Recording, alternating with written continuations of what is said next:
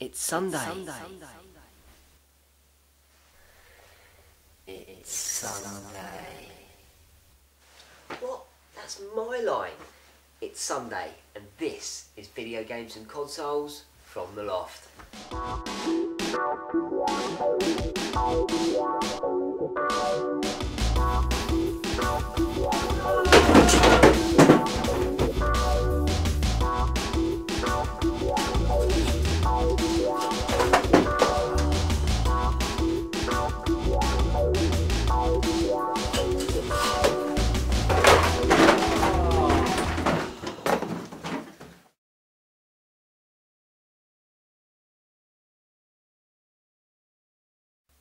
Well, here we are again, and I hope you're having a great weekend. And today I've brought two more items down from the loft to show you.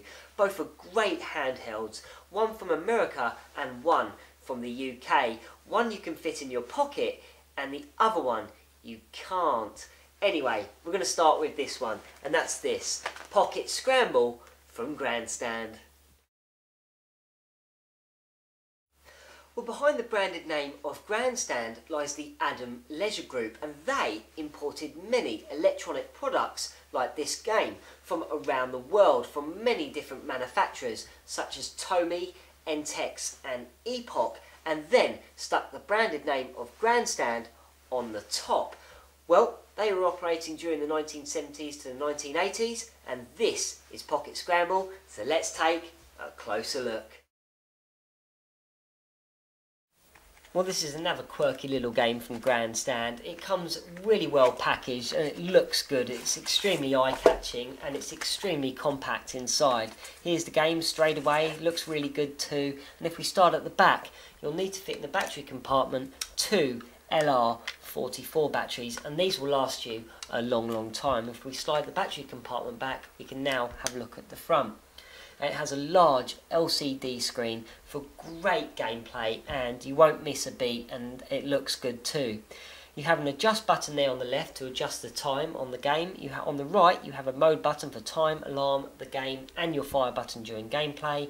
4 cursors to move your spaceship left, right, up and down, and the start button to look at some gameplay.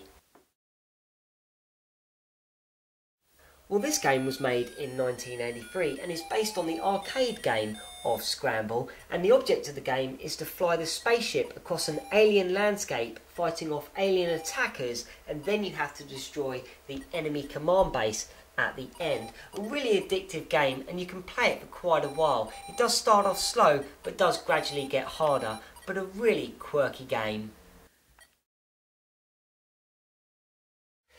Well, this item may be not that advanced, and also it can be slightly repetitive, but it's another great item for those journeys in a car or when you have 5 minutes to spare, and it also does exactly what it's supposed to, and that's fit in your pocket.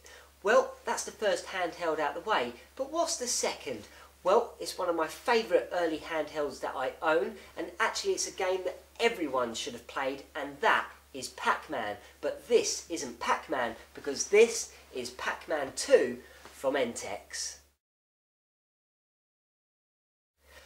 Well, Entex were also live during the 1970s and the 1980s, and sadly no longer around either. The company were based in California and originally made model kits and Lego-like bricks, and then moved to the electronic department of tabletop games and handheld games, which were made extremely well and were extremely popular. But sadly the company folded as Video Games and Consoles took over. Well, this is Pac-Man 2 from Entex, so let's take a closer look. Well, they did an excellent job of packaging this item. It looks extremely good, and all the information about the game is nicely written on the back of the box, and also gives you the exclusive features, everything to grab your attention to buy this game, and I'm sure a lot of people did. Inside the box you've got the polystyrene insert, which keeps the game nice and snug and it looks good. And here's the game itself, which is quite big and chunky, a lot bigger than the Pocket Scramble we looked at earlier.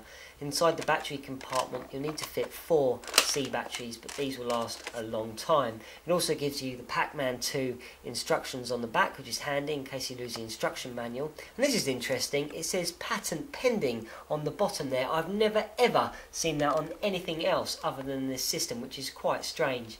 You also don't have to use the batteries, you can also use the adapter jack on the side there, which is extremely handy. If we move to the front now, we can look through some of the buttons that we've got here. You've got your mute and sound and off button to turn the game on and off. You have a skill level 1 and 2, and also you have the player 1 and the player 2 and the demo switch as well. If we look to one of the ends, you've got your player 1 skill setting button and your cursors to move around. And if we turn to the other end, you've got your player 2 controls with the cursors as well, left, right, up and down. And now we can look at some gameplay. Well, we're going to start off with just a normal, straightforward Pac-Man game, one player, which you always play in the arcades or on any other system.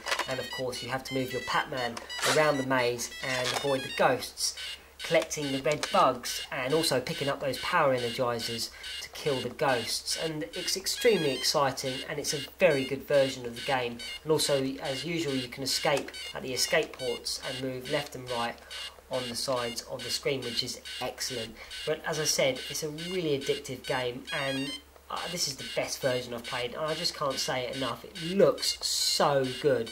So now let's move on to a 2-player game. So you have to move the switch over to the 2-player position and then turn the game back on.